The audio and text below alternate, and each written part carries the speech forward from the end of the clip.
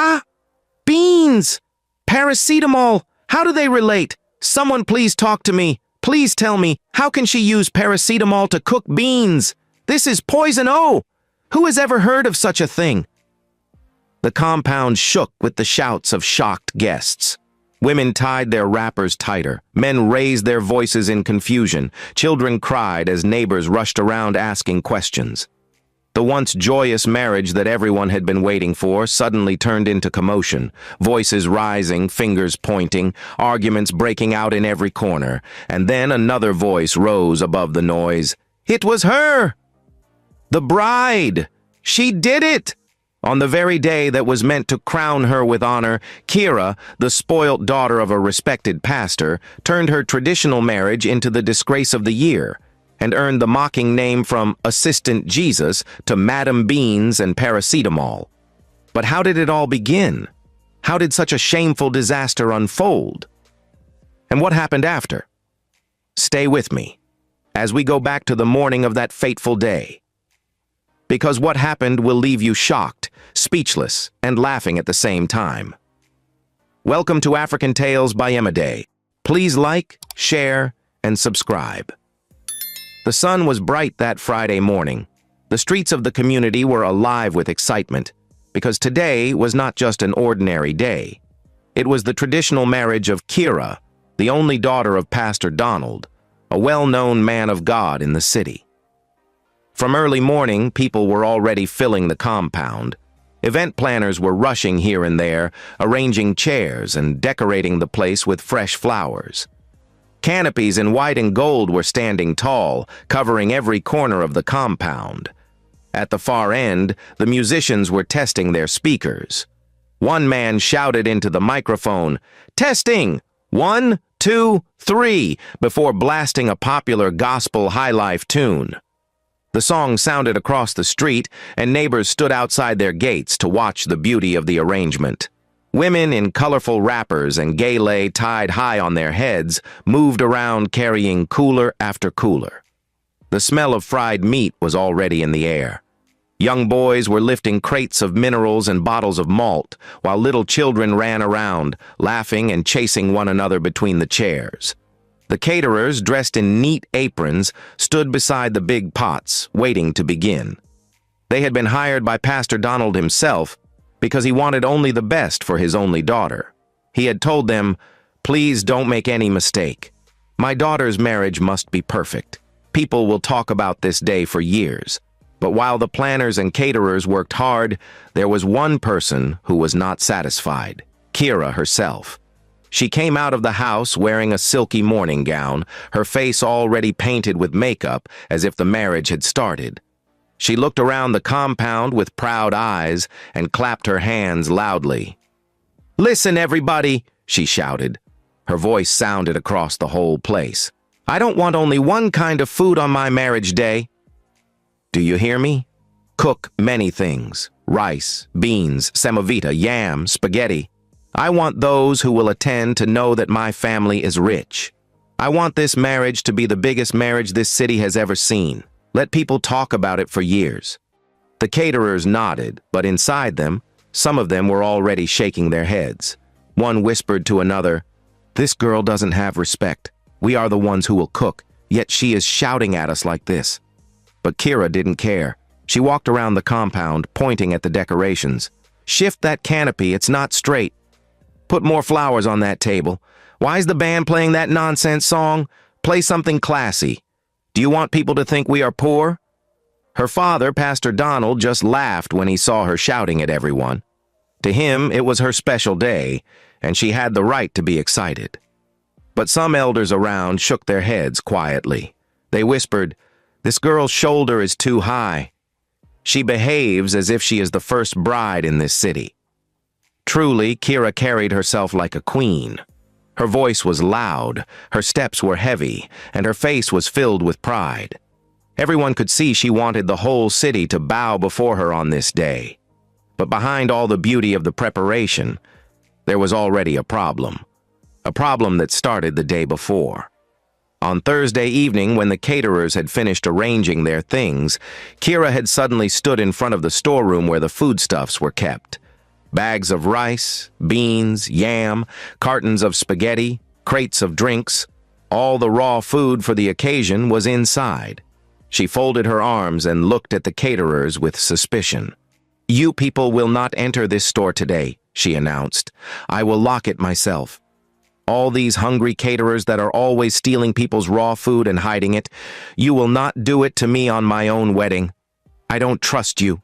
The caterers looked at her in shock. One of them, an elderly woman, tried to explain, "Madam, we are professionals. We don't steal. How can we cook tomorrow if you lock the store tonight?" But Kira hissed, "Don't tell me that. I know your type.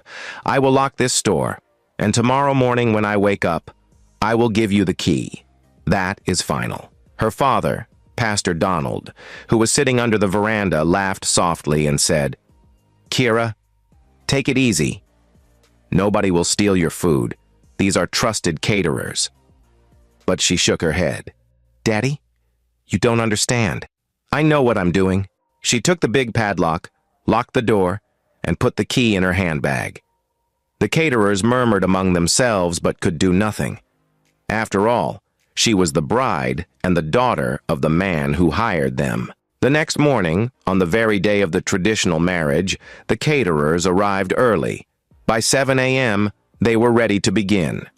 They went to knock on Kira's door. "Madam, please give us the key so we can start cooking early," one of them called politely. Inside, Kira was still on her bed, her face covered with her pillow. She had stayed up late the previous night watching TikTok videos on her phone. Now, she was deep in sleep. She raised her voice lazily from inside. "Go away! It's not yet time." The caterers looked at each other in confusion. One of them whispered, "But it's already 7 a.m. If we don't start now, we won't finish on time." Still, she refused. They were surprised and left. By 9 a.m., they returned and knocked again. "Madam, please, for the good of your marriage today and for us to prepare on time, give us the key so we can cook."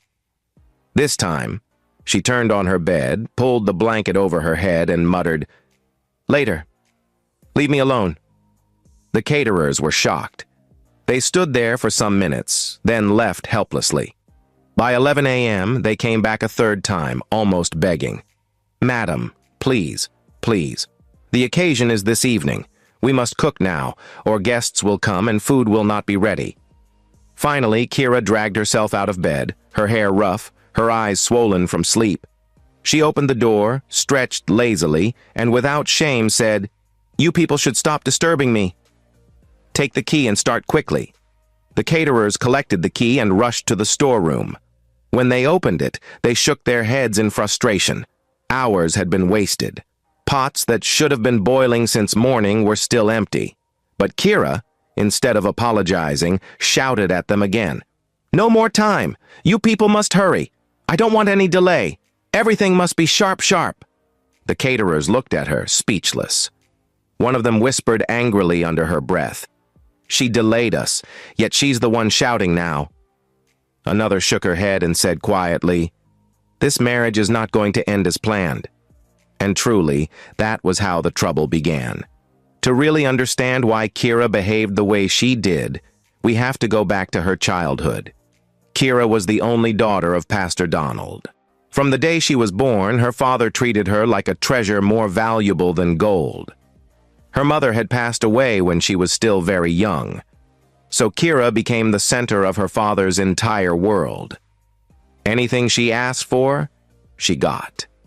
If she wanted a new phone, her father would buy it the same day. If she wanted money for shopping, he would give her without asking questions. As she grew up, people in the church began to notice how spoiled she was. Other children in the choir would come to rehearsals early, arrange chairs, and carry instruments. But not Kira. She would stroll in late, holding her handbag like a queen, and sit down with pride. Sometimes she wouldn't even sing. She would just cross her legs and look at everybody with a proud face. Whenever the youth leader tried to correct her, she would roll her eyes and say, "Do you know who I am? I am the pastor's daughter. You can't talk to me anyhow." Even in church meetings, when ideas were being shared, Kira always wanted her voice to be the loudest. She believed she was above everyone else because of who her father was. Some people even started calling her Assistant Jesus because of the way she carried herself. If anyone offended her, she would report straight to her father, and Pastor Donald would usually defend her. "She is my only child," he would say, smiling. "Don't be too hard on her." That was how her arrogance continued to grow. By the time she reached her 20s, Kira had already developed a strong sense of entitlement. She believed every space she entered belonged to her. She believed people should respect her automatically, even when she gave them nothing in return. So, on her wedding day, it was no surprise to see her shouting at the caterers, musicians, and planners. That was the Kira everybody knew. She was spoilt, boastful, and entitled. And it was this same pride that pushed her into making the biggest mistake of her life. By afternoon, the caterers were already rushing to make up for lost time.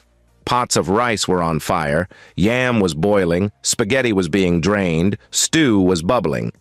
But one pot was giving them trouble, the pot of beans. The beans had been cooking for hours, yet they still refused to soften. The caterers stirred and stirred, adding water, adjusting the fire, and praying silently. Time was running fast, and guests would soon arrive. Just then, Kira entered the kitchen section like a storm. She was dressed in her bright wrapper and blouse, her gele already tied high. Her face was painted, her lips red, and her eyes sharp with anger. "What nonsense is this?" she shouted. "You people are still cooking beans at this time? Don't you know the occasion will soon start? What kind of caterers are you?" One of the women, sweating heavily as she bent over the firewood, tried to explain. "Madam, beans take long to cook. It needs patience. Besides, we didn't start early." But Kira's eyes widened. She clapped her hands and shouted louder. "Patience? You call yourself professionals and you don't know the secret? Ordinary beans and you are wasting time? You people don't even know anything?" The caterers looked at one another in confusion. "Secret? What secret?" Kira raised her chin proudly. "Don't you know you have to use paracetamol for beans to cook faster?" "Ha! I can't believe we paid you people big money and you don't know this simple trick." The caterers gasped. One of them dropped the spoon she was holding. "Paracetamol? Madam, that is medicine for headache, not for cooking." But Kira hissed. "Don't argue with me on what I know. You people are backward. This generation is wiser and shaper than your old generation." She snapped her fingers and shouted at one of the little boys nearby. "You, run to the chemist and buy plenty paracetamol, quick!" The caterers tried to stop her. "Madam, please, don't do that. It's dangerous. It's not safe." But Kira waved them off. "Shut up. What do you people know? This is my marriage, my food, my money. Do as I say." Within minutes, the boy returned with strips of paracetamol tablets. Kira collected them with pride, tore the packs open, and began dropping them into the pot of beans. She crushed some with a spoon and poured everything inside. "There," she announced. "Now you will see magic. This is what you call modern cooking." The caterers stood back helplessly, whispering to each other. "This girl will bring trouble, oh." And truly, within a short time, the beans began to soften. The fire that had refused to break them down for hours was suddenly working fast. The beans bubbled and the smell filled the air. Kira clapped her hands in excitement. "Yes, I told you. Look at how soft it is now. All of you should be ashamed. You wasted all this time and didn't know this simple trick. Call me Chef Kira from today." The caterers shook their heads, but they had no choice. They quickly seasoned the beans and completed the cooking. The other foods were also ready. Rice with jollof stew, yam pottage, spaghetti, semovita with soup. The tables were set, and the compound began to fill with guests. By evening, the traditional marriage was in full swing. Instruments played loudly, dancers entertained, and guests clapped in joy. Kira stepped out with her groom, looking like a queen in her richly embroidered attire. The pastor, her father, smiled proudly as people congratulated him. When it was time to eat, plates were carried around. Guests were served all kinds of food. Some chose rice, some chose yam, but many went for the beans because the aroma was strong and the color was rich. Soon, voices of approval filled the air. Wow, this food is sweet. These beans are soft like butter. Whoever cooked this beans is a genius. Kira's shoulders rose higher and higher as she overheard the compliments. She walked past a table and smiled proudly. Yes, that was me. I cooked it myself. Her father, who was eating a plate of rice and beans, looked at her in surprise. You cooked it? Yes, Daddy, she said with pride. The caterers didn't even know what they were doing. It was me that showed them how to cook it. Her groom also looked at her with admiration. Really? So you are a good cook after all? Kira laughed loudly, covering her mouth with her palm like a queen. Of course. You thought I don't know how to cook? Everyone should be thanking me for saving the day. Her father nodded happily. Well done, my princess. The food is truly delicious, and as the music played and guests continued eating, Kira basked in glory. She stood tall, her head high, proud of the praises she was receiving. For once, she felt she had proved herself. She was the bride, the center of attention, and now the so-called chef who had made the beans everyone was talking about. She didn't know that the real story had not yet started. At first, everything looked perfect. The guests were eating happily, music was playing, and people were clapping and dancing. Laughter filled the air, and Pastor Donald sat proudly at the high table, smiling as he watched his daughter's day turn out beautifully. But trouble was already waiting. It began quietly. Kira's auntie, Mama Esther, suddenly excused herself from the table. She pressed her stomach and whispered, "Please, where is the toilet?" She rushed away quickly, tying her wrapper tightly around her waist. People thought it was ordinary stomach upset from overfeeding. But just a few minutes later, the groom himself, bright-faced and smiling moments ago, suddenly stood up, holding his belly. He bent forward slightly and whispered to his friend, "Please show me the toilet." Before anyone could ask questions, he ran off in the same direction as Mama Esther. Pastor Donald noticed and frowned. "What is wrong with him?" he asked one of the elders beside him. But before an answer could come, Pastor Donald himself began shifting in his chair. He cleared his throat, wiped his forehead, and whispered to the usher beside him, "Excuse me, I need to step out quickly." The usher was still asking if everything was okay when Pastor Donald stood up and hurried towards the toilet, his long, flowing agbada almost tripping him as he rushed. At first, people laughed. "Well, it's normal," someone said. "Sometimes, when food tastes too sweet, it can run the stomach." But then, one by one, guests started standing up. A man at the far corner dropped his spoon and ran. A young girl pressed her belly and shouted, "Where is the toilet?" Another man staggered to his feet, holding his stomach tightly as if it was going to burst. Within minutes, the compound turned into chaos. Guests were rushing to the toilet, queuing outside, some even running to neighboring houses to beg for space.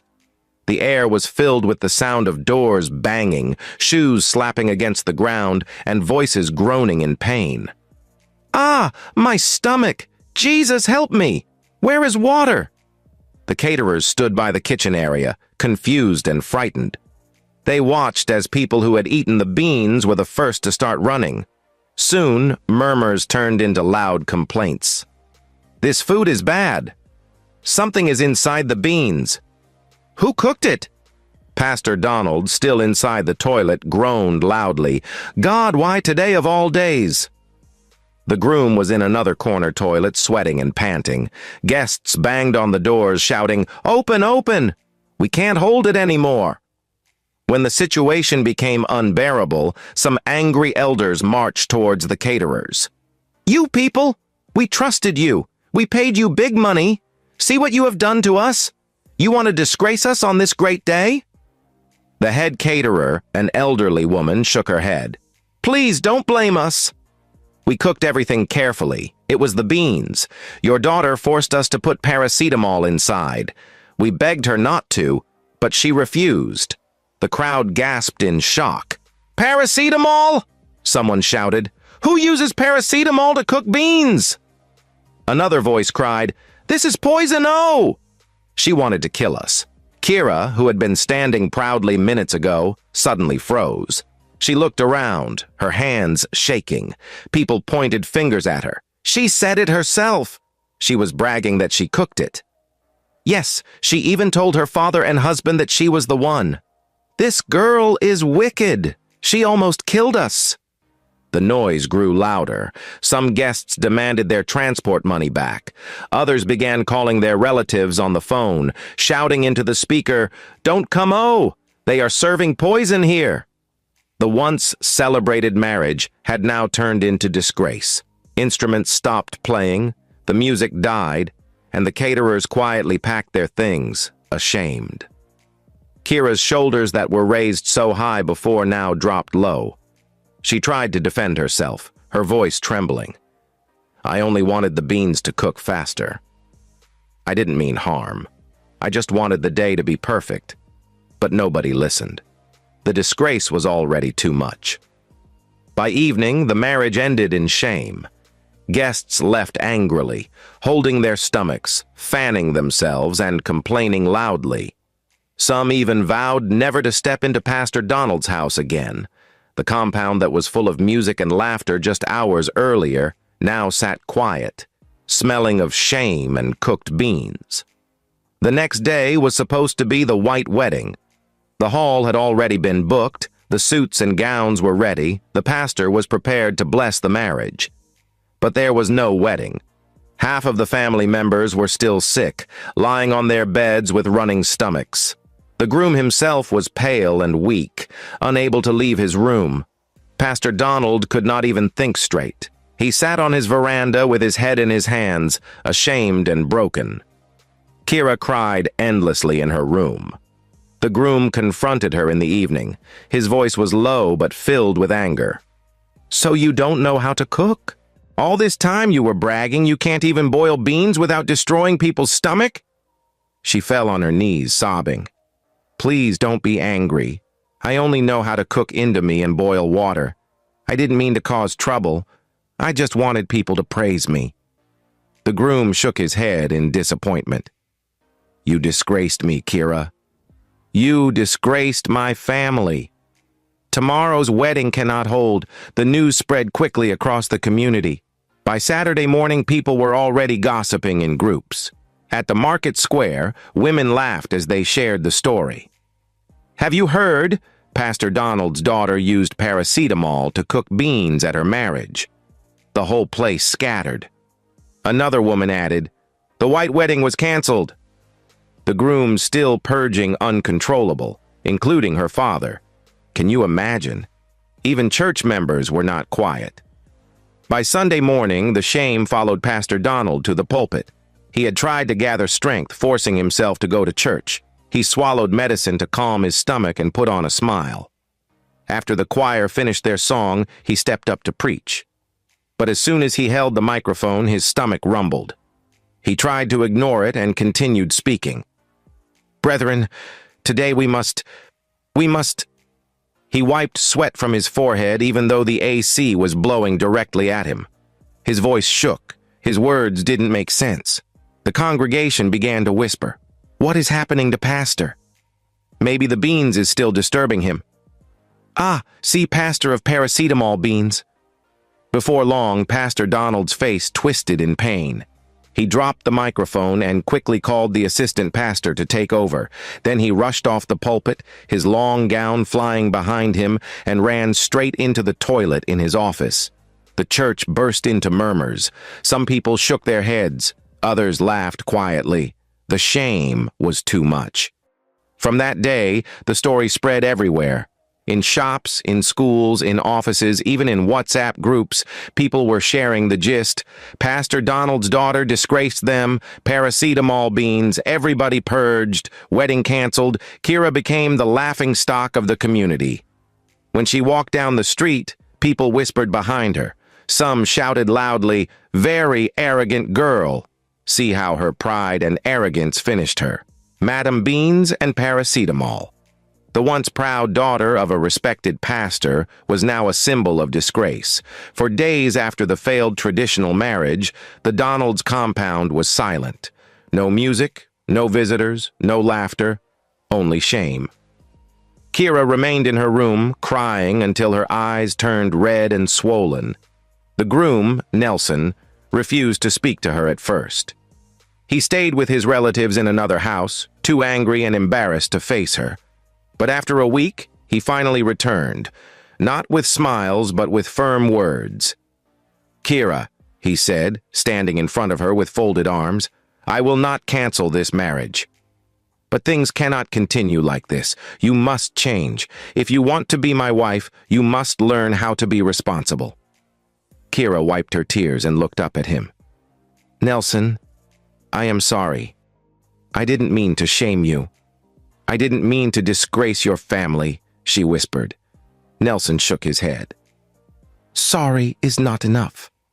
Marriage is not about pride.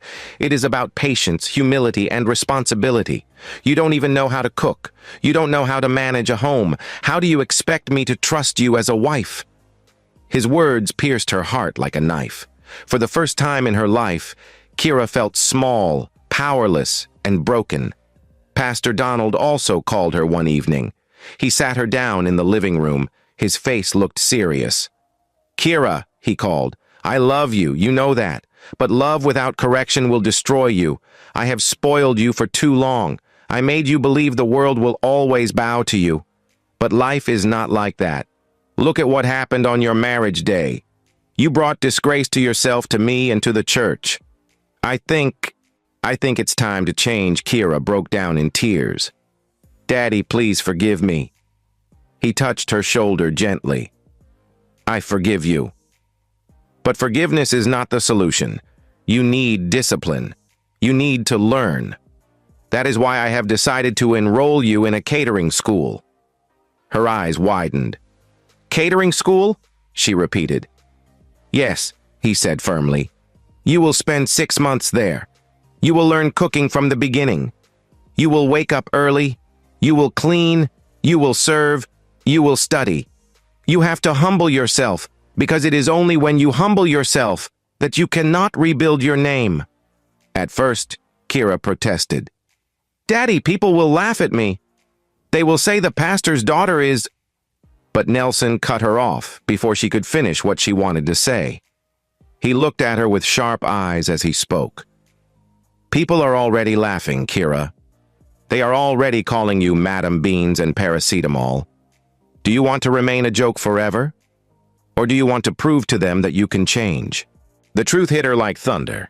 She stayed silent for a couple of seconds. Then, with no choice left, she agreed. The first week in catering school was a nightmare for Kira. She was used to waking up late and scrolling through her phone in bed. But now, the bell rang at 5:30 a.m., and she had to be in the kitchen by 6 a.m. to chop onions, wash pots, and clean stoves. Her delicate fingers that once only held expensive handbags were now stained with oil and pepper. The smell of smoke filled her clothes every day. At first, she shedded tears secretly in the dormitory, wondering how her life had turned upside down. But slowly, something began to change. She watched her tutors carefully as they taught how to balance spices, how to boil beans without shortcuts, how to cook jollof rice that would not burn, how to fry meat to golden brown. She began to understand that cooking was not just about food, it was about patience, discipline, and love. The other students, who had first mocked her for being the proud pastor's daughter, started noticing her humility. She no longer walked with high shoulders. She asked questions, she admitted mistakes, and she worked hard. One afternoon, after she successfully cooked a pot of egusi soup that made her classmates lick their fingers, her tutor smiled and said, "Kira, you are learning well? If you continue like this, you will become one of the best." Those words lit a new fire in her heart. For the first time, she felt real pride, not from boasting or arrogance, but from true effort and achievement. Months passed. Kira had changed. She was no longer the loud, boastful girl who shouted at caterers. She was now a humble young woman who respected others and valued patience. 6 months later, the white wedding was rescheduled. At first, many people in the community laughed when they heard. "And? They want to try again? Hope she will not cook with paracetamol again this time." But Pastor Donald and Nelson were determined. They told Kira, "This is your chance to show everyone who you have become. Prove them wrong." On the morning of the wedding, the atmosphere was different. Instead of pride, there was quiet determination. The catering school had offered to help, and Kira herself stood in the kitchen wearing her apron proudly in the early hours of the morning before going to prepare for the big event. She directed the younger cooks, checked the seasoning, and even rolled up her sleeves to stir the big pots herself. "Add more pepper there. Reduce the oil in that stew. Make sure the beans are washed well," she said with confidence. This time she was not lazy or arrogant. She was focused. The food that came out that day was excellent. The rice was fluffy and rich, the yam pottage smooth and delicious, the beans soft and perfect without any medicine. The aroma filled the whole hall. When guests began to eat, their eyes widened in surprise. "Wow, this is good. This food is sweet. Who cooked this?" When they heard it was Kira herself, they could hardly believe it. "Kira? The paracetamol girl? Are you serious?" But as they tasted more, their doubts turned into praise.